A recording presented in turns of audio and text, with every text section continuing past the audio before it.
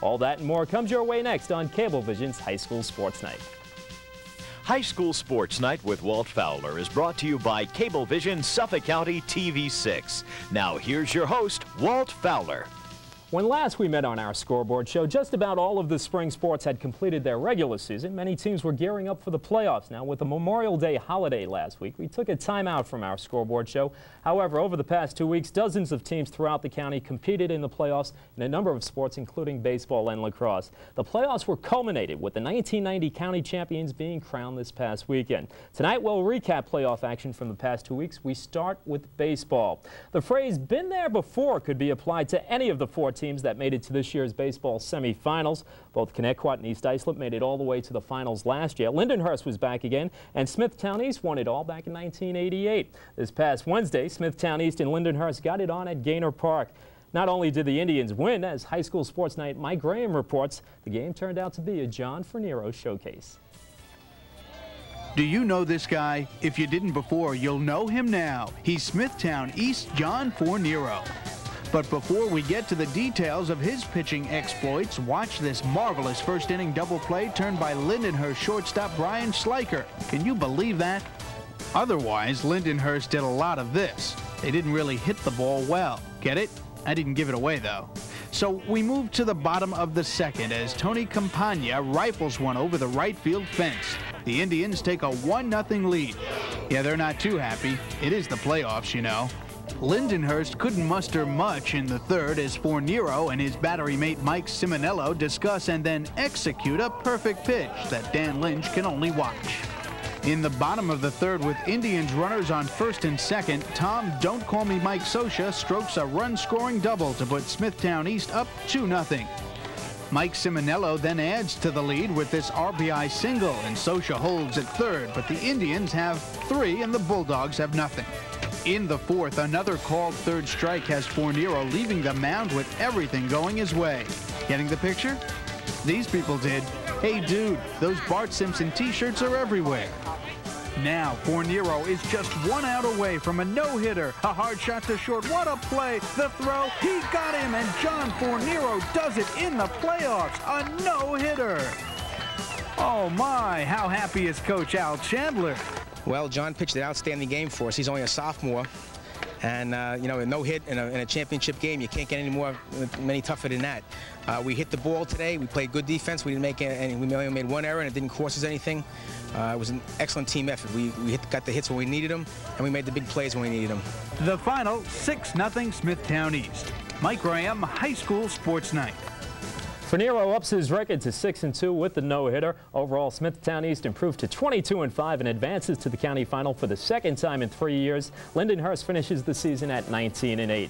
Now, in the other semifinal, it turned out to be a rematch of last year's county finalists. To an extent, East Islip got some revenge. Redmond eliminates Smithtown East, took care of Shoreham-Wading River. The Indians exploded for 6 runs in the third inning, 5 in the sixth. Matt Buscemi belted a grand slam.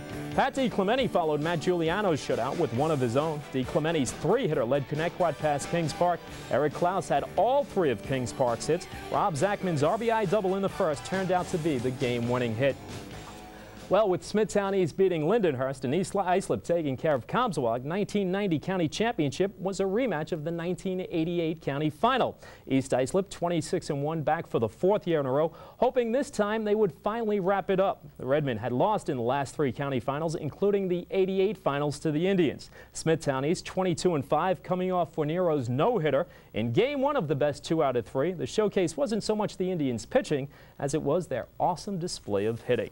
Smithtown East rocks East Islip in game 1. The Indians ripped EI pitching for 16 runs on 22 hits. Smithtown wasted no time at all. Joe Ranieri led off with a home run. The Indians scored 4 times in the first inning. Ranieri homered again later in the game. Smithtown East was also flawless in the field. No errors. Scott Holacek got the win. He improved to 9-0. So winning game 1 meant a double advantage for Smithtown East. First, it meant they were just 1 game away from the county championship. Secondly, the Indians took game 1 on the Redmen's home field, which meant game 2 would be played on Smithtown turf. Was a sweep of a team that had lost just once in the entire regular season possible in the finals? Let's take a look. Great day for a county championship game Friday afternoon. Sunshine and smiles surround Gaynor Park. We pick it up top of the second. Steve Tagliati, undefeated during the regular season on the mound. Tagliati's record didn't matter to Smithtown DH Tony Campagna. Campagna rides one into the trees beyond right center. Smithtown is picking up where they left off Thursday. The Indians' third homer in 8+ innings against EI, bringing everyone to their feet. That is almost everyone. The Indians can beat you long. They can also manufacture a run. With 2 men on, Mike Camilleri's perfect bunt advances the runners to second and third. The payoff for Camilleri's sacrifice, Matt Bashimi slaps a single to left. A run scores. Smithtown East goes up 2-0.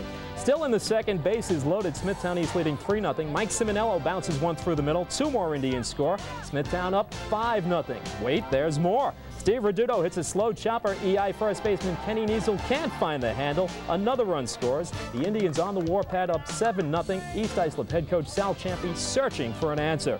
The Redmen were able to get to Reduto in the 4th inning.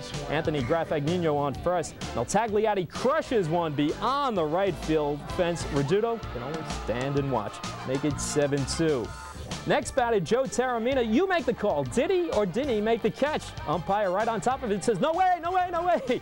East Islip fans thinking maybe this is the inning the Redmen rally. Reduto, though, had other thoughts. Looking for an inning-ending double play. The Indians get one, but they can't turn 2. Redmen still alive. Time for a little talk. Simonello tells Reduto, look, no way I want to go back to East Islip. Let's get this inning over with. Sure enough, next batter John Maher. He gets around on Reduto, but lifts it high to left. Tommy Ciocia runs it down. That's as close as the Redmen got. Bottom of the 4th, sometimes you're good, sometimes you're just lucky. Campagna strikes out with the man on third, but run scores. Everyone's safe. Niesel can't hang on. Indians lead 8-2. Finally, last chance for East Islip. 2 out in the 7th. Matt Bashimi puts the tag on to clinch the 1990 county championship. Let the party begin. Indians make it a 2-game sweep. They scored a total of 24 runs in the 2 games. When's the last time you saw a pitcher send a manager to the showers? Scott Holacek with the Gatorade dunk on Al Chandler. Rumor has it Holacek's headed for the bullpen. The Indians capture their 2nd county championship in 3 years. Reduto got the win. Tagliati took the loss. East Islip, for the 4th year in a row, falls just short of winning the whole thing. The Redmen still finish with the best record in the county, a remarkable 26-3. Well, still to come on High School Sports Night. Who's #1 in lacrosse? Come on now. Who do you think?